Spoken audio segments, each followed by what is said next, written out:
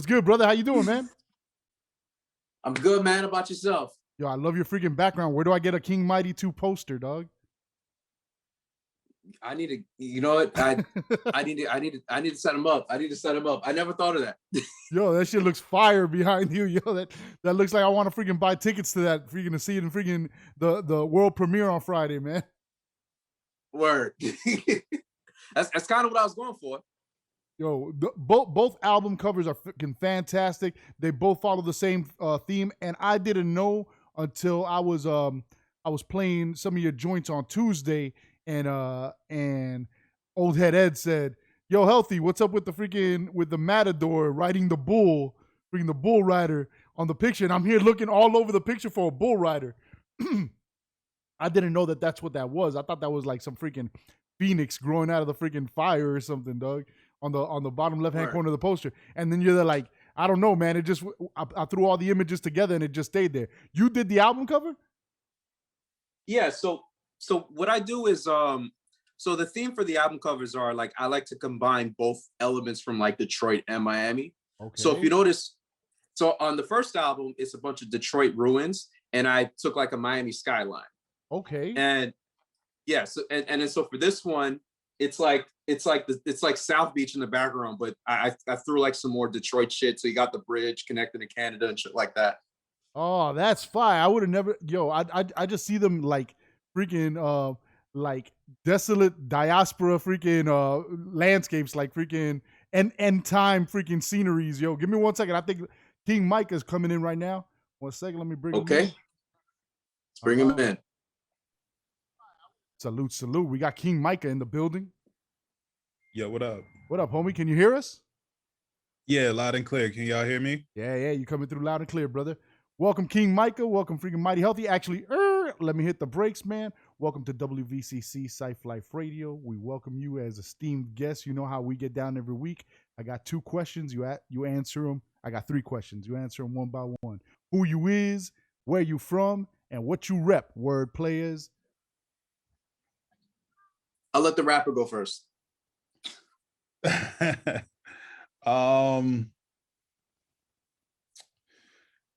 go by King Micah the Infamous. I rep Detroit, Michigan, and hip hop. King Micah in the mother building. Who you is, producer man? All right. I'm Mighty Healthy. I'm out of South Beach, and I rep good music. And together they are King Mighty, yo, coming at us with King Mighty 2. Fucking fantastic new album by the freaking coalition of King Micah and Mighty Healthy, man. From South Beach to Detroit, man. How'd you guys connect? We met. Remember? So Illmind used to have producer events where he would come down state to state and just have these events, bring a bunch of us in and network and play stuff. And it was Micah that caught my attention. And we just been tight ever since.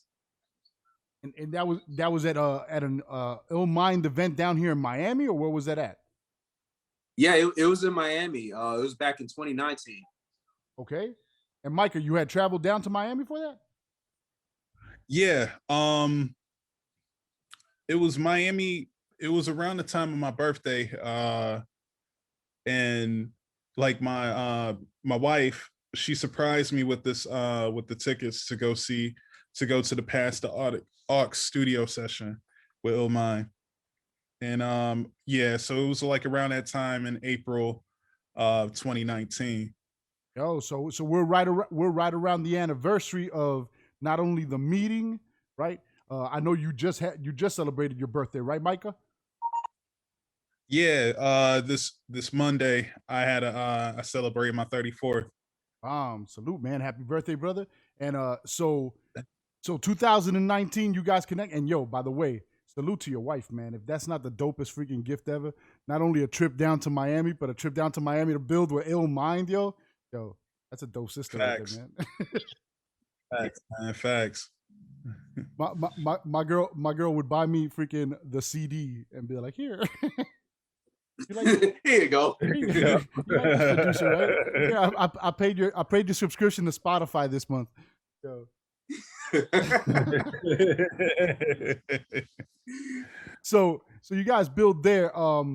2019 is when I saw your first single, Healthy. The joint with the female face on it. What was that? It's like an instrumental joint you dropped, right? Yeah. It was my first. It was my second tape. It was called Bad Ideas. Okay. Yep. And around that time is when you came out the Catalyst for the producer showcase, right? The showcase was after King Mighty. That, you know what? It was right before, like the week man. before everything shut down. Yes, man. Yeah. It was that week right before everything shut down. Yeah. And then you guys dropped King Mighty 1 when? We dropped it on the on Malcolm X's death date. Which was February 23rd, if I'm not mistaken. Okay, you're right. So that shit was right after the King Mighty had dropped. Yeah, I remember, man. I met you there, and you're there like, yo, check out the album that I'm working with this dude from Detroit, and you blessed me with that. And I think right after that was when you guys dropped the video for the theme song, and that's what you blessed me with when it first dropped. Yep. Yeah, and you know what's funny? It was like, because I don't think we had connected when I found out about the show, because I remember I was scrolling through Facebook one day and I just see my music playing. I'm like, oh, who's this guy? Oh. It's dope, man, to release a tape and then, like, you know, it being just like pure organic, and then like just, you know, Mighty Healthy hitting me up like, yo, Rudy playing our record and everything. I'm like, word, you know, so that was a good look. Yo, man, we appreciate you, man. When it's good hip hop, it's just undeniable, man. And at that time, I didn't even know it was coming out our backyard. That's what was fucking even iller to me, because then I started building with Healthy, and I'm like, yeah, where you at? He's like, I'm right here in Florida. I'm like, where in Florida? He's like, right here in Miami. I'm in South Beach. I'm like, yo, we got this open mic going on, and we do a producer showcase. You want to be a guest producer? He's like, yeah, I'll be there, man. And dog, Healthy, you've always been that kind of brother. If you don't know Mighty Healthy, for all y'all that don't know out there, Mighty Healthy is also one of the official producers for the Cypher and the Circle family, man.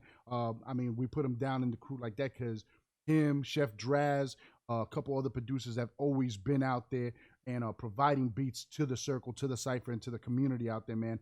And always been a brother that they're like, yo, where's it going down, man? I just want to build. I just want to build with artists. And you always came out, man, and blessed the scene with your beats. And then to hear the level and caliber of music that you're putting out with Micah and with other cats, like our homie that passed away, Griff. Can you tell? I know you dropped the project with him. What was it, gang? Man, I'm bad with names. Mighty help me. Yeah. It's a lot of names, man. It's a lot of names. It was the Nation Gang Mighty Cut project. There you go, the Nation Gang. So Scorsese had So Scorsese was in a lot of groups. One of them being Nation Gang. It was his homies from Philly, and it cut out. Well, yeah. So yeah, it was some of his homies from Philly, and what I did was I took a lot of their older stuff and remixed everything, so it was like new. And we were about to start working on our stuff together, and you know, then the news happened. Rest in peace, Scorsese. I was supposed to have him and Griff on when they dropped their collab album. What was it called? The Midnight Express album that they did. Right? Yeah. We were supposed to have him on one Thursday. Things fell through that night, man, and it's a shame. I didn't even know he had passed until I was talking to you about the cut that you did from him. Tell us a little bit about the cut Doom and Scorsese off of the new Mighty King Mighty 2, and about a little bit about how y'all feel this year's gone. These past 2 years have gone, not only with COVID, but with losing so many of our heroes in hip hop, man. I was kind of grieving on processing MF Doom's death like crazy, because Um, it was announced New Year's Eve, and you know what I'm saying, like just to know that he died like since October or whatever like that. You know, I always wanted to work with MF Doom, you know what I'm saying, coming up in the game. And then me and Griff, shout out to Griff, he gave me a beat that I wrote to where Scorsese was going to be on a song as well. You know, so from losing both Doom to Scorsese, to the people that I aspired to work with, it was kind of like grieving, you know what I'm saying? I was in a grieving period. I didn't know Scorsese like that, but I knew he was really dope, you know what I'm saying? And the small interactions I had with him was a really dope ass interaction. And it's just, for me, like, I know, and much love to the fans and family, of Scorsese, you know what I'm saying? But, because I know they have a deeper connection and everything, with his loss. And my prayers goes out to them, but when I wrote it, I was kind of grieving in a sense of like, being a fan of these guys and not being able to work with them, you know what I'm saying? So how can I work with that? So the whole rhyme scheme was MF Doom, clearly, you know what I'm saying? And the whole antithesis of that song was like, this is usually what I think comes to fruition, is what I brainstorm, but in this situation it hasn't, because we got two prolific hip-hop artists in their respect pass on at an untimely death, you know what I'm saying, and I wasn't even able to work with them.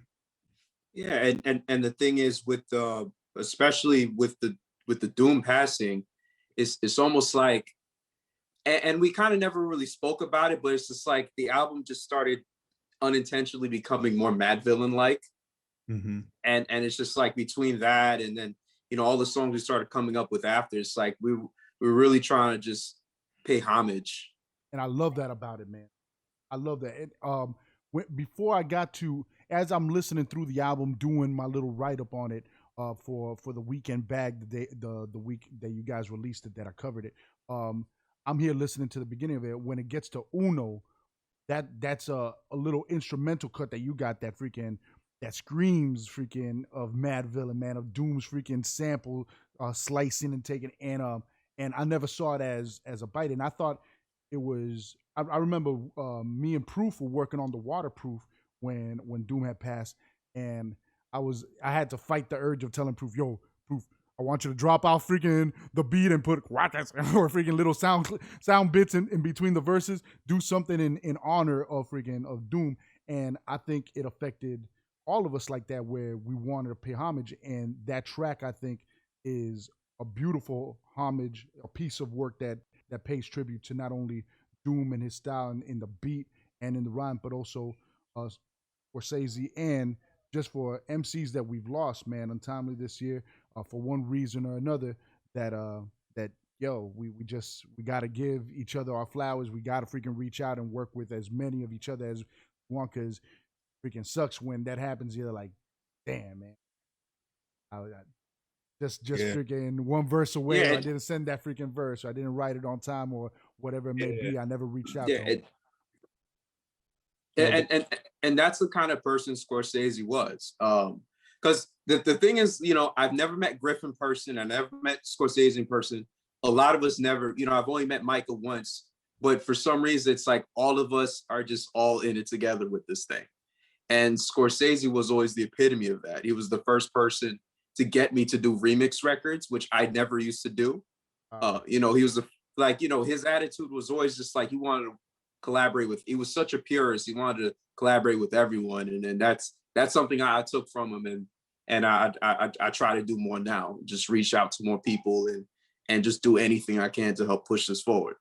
For all my beat makers out there, man, and Healthy, you know the kind of community that we have here, man. We're all hungry MCs that are trying to be where you guys are now, freaking getting 100,000 freaking streams in freaking a week or 2 weeks of release and shit. Producers trying to get freaking out there and trying to get a freaking big name on our beats. What was that like for you? In how long you been producing now, Healthy? When did you start? When you start hitting the pads? 3 years. I hate you with everything inside of me.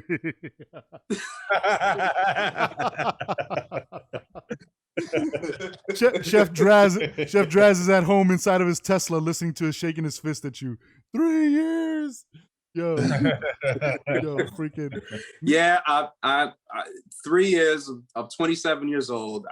It just one day I just started. I just figured, oh, let me just try this again. Man. Mm-hmm. Yo, when it's your time, dog, it's all you got to do is put your part into it. Show up and make music, man. And when it's your time, life takes you, man. And right now, boys, it looks like it's your time, man. You guys are freaking making mad noise with this record. What was it like for you in the production process to start remixing records, man? Because I would think that's a little difficult to try to freaking live up to the original. And how do you come at that, man? You talking just remixing in general? Yeah, remixing a record, freaking taking raw vocals and freaking reframing the song, make it something brand. Yeah. So I haven't done it much, but like I've done it with like a Hus Kingpin track I put out. I've done it with the Nation Gang project, and my main thing is I have like a little competitive nature. My thing is always just like I want to outdo it, Like that's how I approach this project as well. Right after we released KINGMIGHTY 1, we're talking about okay, the second one. And then, my thing is, I want to blow it out the water. And then, at first it's like, are you sure? I'm like, no, we have to do it. Like, otherwise, why do it? And that's kind of my mentality every time I crack open Ableton, Micah, what was it like for you, or what was it about Mighty's beats that, because I know when I first heard them joints, I'm here like, holy shit, I want to freaking somebody in the throat right now. But what were the first batch of beats that you heard, or was it at the conference over at the Ill Mind conference, or when was it really that you're like, yeah, this could be more than just a single or just a track or two and stuff?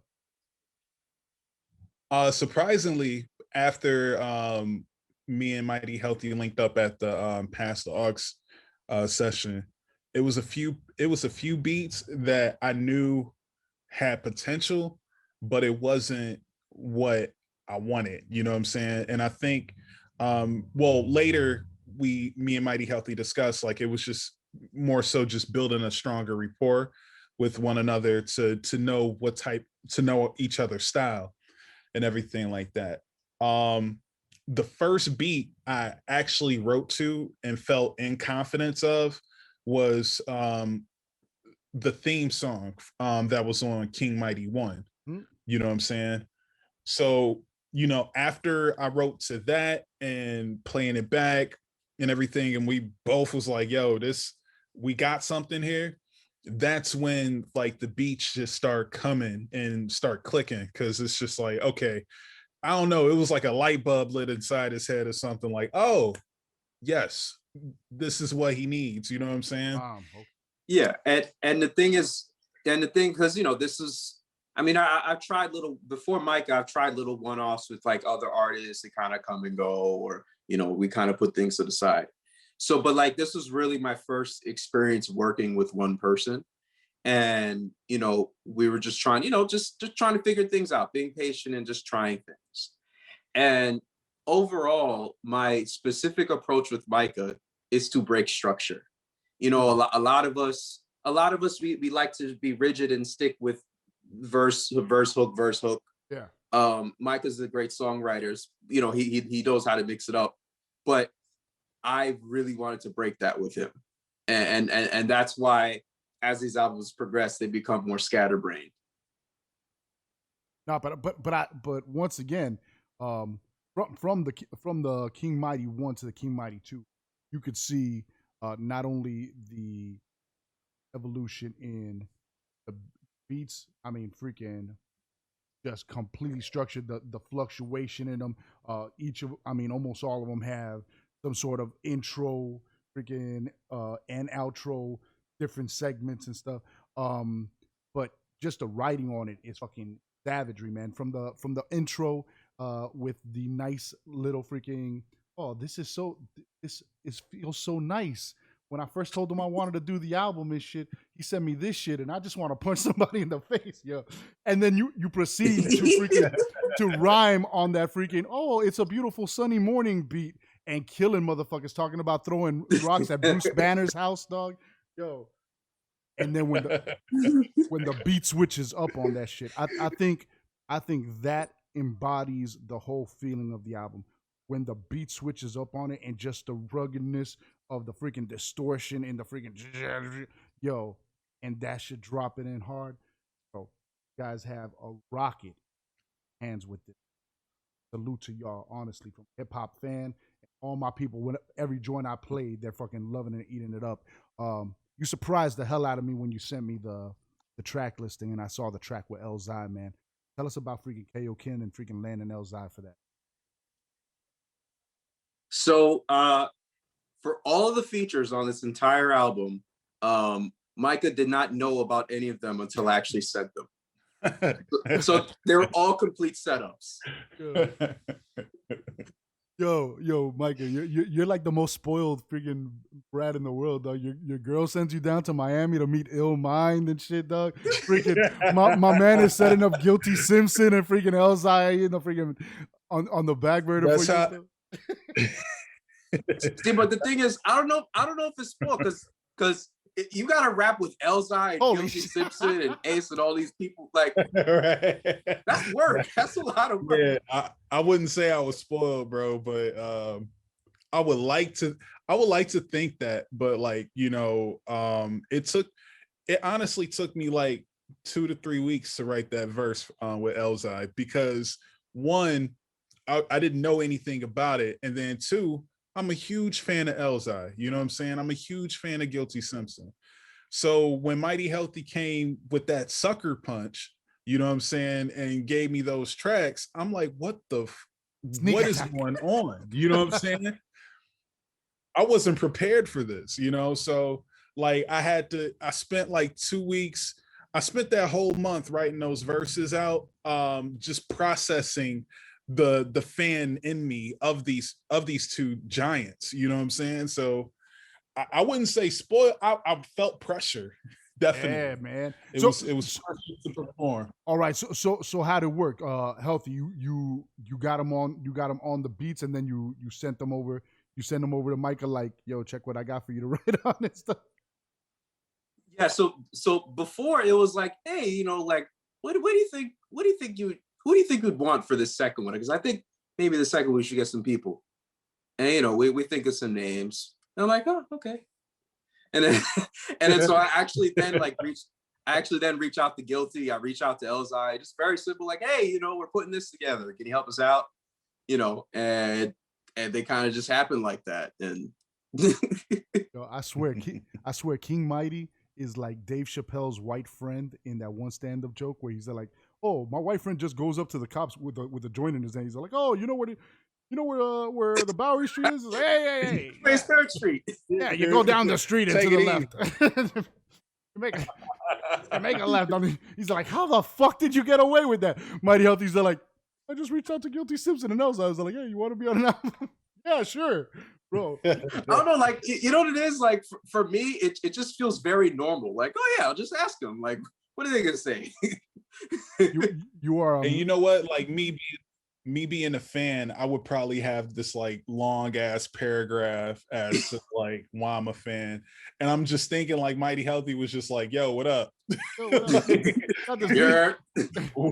out this beat. Like for you to be on it, straight up, yo." Yeah, yo.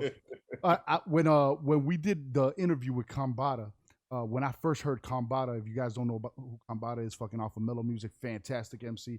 I sent them a freaking long-winded message on some freaking, yo, that shit is fucking fantastic. You're the hottest new shit I've heard. Bah, would love for you to get on the show. Got nothing back. My partner Charlie Fast sends him, yo, I can't believe you said this one line. And he wrote him back, yo, thanks God. Bomb, I can't believe you listened to it like that. I'm like, oh, you told him one sentence. You gave him a one sentence. How'd you get? And he landed him for the interview. I'm like, fuck, bro. I just got to keep it short and sweet. The mighty healthy answers, though. Yeah. Yeah, man. Yo, so you get the freaking joints from Elzai. I've heard from a lot of people that they if they want to get a big name on a track, they'll always record their verse first, because supposedly in the industry with MCs, cats don't feel comfortable freaking sending you their verse without hearing yours first, because they don't want to freaking get caught out there on some freaking Cannabis LL Cool J shit. So freaking salute to you first of all for for not pulling the cannabis out of his stuff. But on both the track with Elzai and Guilty Simpson, man, you hold your fucking own times 10, man. You riding your own lane on that shit, man. And it doesn't sound at all like it's some freaking newcomer with Elzai or some no name with Guilty Simpson. You sound fucking official as hell on those things. What was it like writing those tracks out, brother? It was pressure. It was definitely pressure to perform. Like I knew how, like I kept playing over their verses and everything like that, because all there was like a beat in the verse. So for example, Guilty Simpson, I wrote Hot Out Here in the contrast perspective of what Guilty Simpson was doing. You know, if you as the lyrics go, he's narrating, you know, what's going on outside in Detroit from an OG perspective. You know what I'm saying? So soon as I got the concept of like, yo, it's hot out here, and I'm like, you know, I'm gonna put my perspective on it. You know what I'm saying? As, you know, the young OG compared to Guilty. You know what I'm saying? So when I did that, you know, it was more natural for me to come up with that verse. You know what I'm saying? And then for Elzai, you know, I'm good with the pen, you know what I'm saying? But Elzai is great, right? You know what I'm saying? So I know that he is going to shine. Elzai was going to shine and everything. So for me, I was just like, okay, let me give him the alley-oop for that. You know what I'm saying? Let me do my part and make the alley-oop and make my verse fresh. You know what I'm saying? So yeah, like it's just knowing how to write in order to not only be dope but have a good song with that. You know what I'm saying? So yeah, because that would be my as an MC, that would be my fear. It's just, yo, my only freaking time I'm gonna probably have an Elzai verse on my freaking song. I gotta make sure the song is fucking fire, not just any, or I mean, yo, especially if you're going first, nobody's gonna hear the whole shit. If you're coming off whack, the song's fucking a throwaway and stuff. You don't want it to be that. You want it to be something that the MC's willing to share himself with his audience too, man. Right. So like even to support what you're saying, like if I came off whack during the first verse, you know what I'm saying, it wouldn't be as attention catching. You know what I'm saying? People would just be like, let me just skip the verse, hear the homie Elzai play and everything like that. But what I did, like you can actually see, you know what I'm saying, you can see we were going tit for tat respectfully. You know what I'm saying? So that's what, you know, it was fun. You know what I'm saying? As soon as I got over the whole hump of like, oh my God, Elzai and Guilty Simpson. And the thing is, you know, these people were picked because I feel Micah can stand with these people. And I feel since he is a Detroit MC, these are the caliber of people that he should be able to see. And, you know, well, there might be some more surprises on the third one. Ah, man, freaking. Yo, coming up and speaking about Guilty Simpson and Elzai being Detroit legends, not only Detroit legends in music industry wise, but just in MC culture, in that open mic battle culture. What was your upbringing like in that community, man? Grow up in those. I mean, was the what was the spot where Proof used to do his thing out there and M and stuff? St. Andrews, Yeah. St. Andrews. Uh, yeah, man. Um, the culture was. I was still a child when everybody, you know what I'm saying, was getting signed and everything like that, but just absorbing it, you know what I'm saying, like absorbing the whole the culture of, you know, Detroit hip hop, you know what I'm saying. It's just been, I feel like it's always been carried. I don't know, it feels like something's that's been passed down, Mm. you know, to me, you know what I'm saying. So like it's always been that scene where like your lyrics got to be tight, you know, everything got to be, it just has to be dope, you know what I'm saying. Like the Motor City, we like to, you know, we like to we like expensive things, you know, we like expensive glasses, we like nice cars, we like all that, you know what I'm saying. And but we also like to flex our, you know, our intelligence in rapping, you know what I Mm. mean, whether it's like street intelligence, whether it's conscious, you know what I'm saying. You know, it's always been that competition, you know, as far as having the best verse, sounding the best over the track, you know what I'm saying. And with that you get me, you know what I'm saying, out of that equation. Like I'm always putting my best work out to the public or whatever, in full confidence that it is my best work at the moment, you know what I'm saying. And I don't feel like insecure, like maybe I shouldn't put this out, because I already dealt with that in the process of writing it. You know, I would literally listen to a song 50 times, I'm like, and don't like this part that I said in a verse or whatever like that, and then just go redo it instead of just saying like, well, maybe I should just let it slide. No, you know what I'm saying. And that's just the iron, that's just the iron sharpen iron atmosphere I'm from, you know what I'm saying. Like when I moved back, I went in the studio with Marv One, and shout out to Marv One. And we, you know what I'm saying, it was just like he wasn't, you know, he was laid back, but I felt like that, like, yo, if, you know, if I go in this booth and do something whack, you know what I'm saying, I ain't gonna get, you know, I ain't gonna get the recognition, you know, I would want from him and want from anybody else, you know what I'm saying. So it's just like you feel like you have to show up, you know what I'm saying. Word. And that's where I get it from. Bomb. You I was gonna ask you if you down with Marv and Cody and another brother I'm fucking with a lot in Detroit Yeah, right now is Ty Ferris, man. You yeah. with Ty? I haven't met Ty yet, but he really seems like a cool dude that I need to tap into. Yeah, So man. Yo, in the future, go ahead, yeah, go ahead. I said in the future I hope we can work on a few songs together. Yeah, man. No, his Yeah. go ahead, healthy. Oh yeah, I said I like Ty Ferris. We were both on that Hus Kingpin Gunpowder album, Okay. and we had, yeah, so we had exchanged some information and shit. So Yo, Ty Ferris right now is on fucking that super hustle mode like you guys are on, man. I mean, his grind is nonstop with what he's doing with the bars over BS shit. Definitely, you guys freaking should connect. Is right there is Detroit, man, and I see what you guys. There's a nice little new wave coming out of Detroit, a freaking of new crossbearers. What do you think about that Apollo Brown, Sincerely Detroit album that he dropped, man? And what's up with maybe some future work with Apollo Brown, man? I know that must be on your list of to do.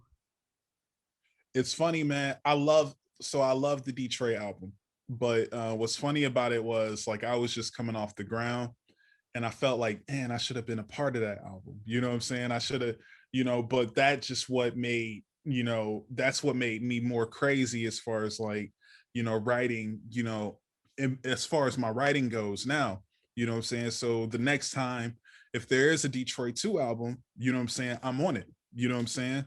So it's just but that, I mean, everybody that's out here from Detroit moving just is inspiring, you know what I'm saying? Because they're close from the crib, you know what I'm saying? And I can, I can feel it, you know what I'm saying, when people ride past playing their music, you know what I'm saying? Like they get the love, you know what I'm saying? Does that shit happen out there, and man?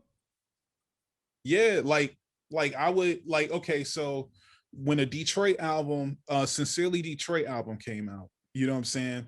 I live off a main road. So like people don't care. They they fly past the road with their system bumping. Word. But that's all I heard. You know what I'm Word, saying? like that? That's all I heard. Yeah, so That's fire, man. yeah, man. Yo, because we consider it an underground gem and shit, but for that to get love from its city like that, like down here, Healthy, I know you could attest. If us in the underground did a Miami album like what we did with the Christmas in Miami, it's a dope album for the city. It's got a lot of MCs out here, but motherfuckers ain't rolling through South Beach bumping that shit. Motherfuckers ain't rolling through Wynwood bumping that shit like that, man. And if it got love like that out there, man, that's solid as hell. Oh yeah. Yeah. Like it, it comes with it. Like there's other, of course there's other like noticeable songs that you would hear and everything like that. But me being a underground hip hop artist and everything and loving that, you know what I'm saying? Like, yeah, you could pick that out. Like, yo, like you don't really expect them to play it, but they would, you know what I'm saying? So that's the vibe. Yo, Healthy, real quick question, and just so you guys know, this thing only gives me 40 minutes whenever there's two or more people on. So if it cuts us off, I'll just send you another invite real quick. But before we go, Healthy, man, South Beach, brother, the boom bap sound that you create, it does not come out of South Beach, man. How where are you originally from, brother? Is there a history that are you a transplant in South Beach? Tell us a little bit about your history there. Yeah, I'll come clean. I'm from New York. Yeah. I'll come clean. Brooklyn's my dad, Queens is my mom. Yeah. Lived in Queens and Long Island. But I've been in South Florida since I was like 11, so I claim here. Hell yeah, bro. Yeah. But you know how it is. People live in New York for 6 months. Like, oh yeah, I'm from Brooklyn. Like, get the fuck out of here, man. But you know what? Even the cats who come down here from New York when they're 10, 11, 12, you can't fucking take the New York out of those motherfuckers, dog. I mean, I don't know how it is that you grow up at 11 years old. 11 years old, I would say that's you starting your prime music intake years there, man. And down here in Miami, shit, you must have gotten hit by the freaking Pitbull Parade, dog. The Rick Ross and Pitbull Parade. How is it? Yeah.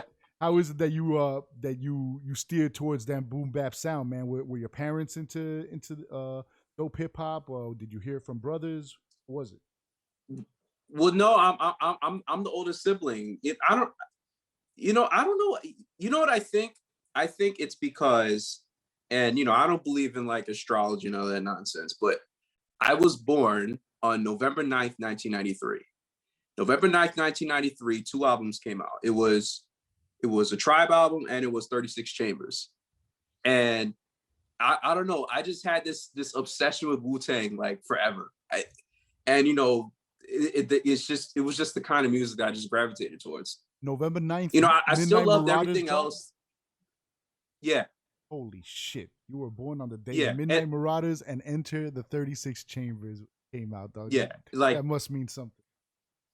Yeah, and the thing is, it's like, I still loved everything. I loved the Rick Ross Parade. I loved, all the Wayne tapes. I loved everything, but it was just that I was just drawn to. Oh, well, thank God for that, man, because of it, we got a fucking fantastic boom bap producer out of Miami, man, and we are proud of you, bro. I play your shit all the time here because I'm here like, yo, Miami, we got one, dog. We got our own fucking little Primo right here. We got our Pete Rock right here, man. You, Proof, Jeff Draz, you guys are fucking coming out with some great music, representing the home team, man. And I can't freaking speak highly enough of you guys. I want to thank you, brothers, for coming on the show with us, man, and always representing with WVCC. We always rock for y'all. Can you do me a favor before we break out? You know how we do this. I just need you guys to say one last time who you is and let the people know that you rocking with Well, before I do that, where can they find y'all? Mighty Healthy Music on Instagram, KingMighty2.com. That's where you can get the merch. That's where you can get the album. Anything you buy out there, you get the album for free. Just drop it in the cart. And, you know, unlike a lot of these other independent guys, when you actually buy stuff from us, it actually shows up. I'm hearing stories of all these people buying records and they don't hear nothing for the 8 months and stuff. But no, everything's official here. Yeah.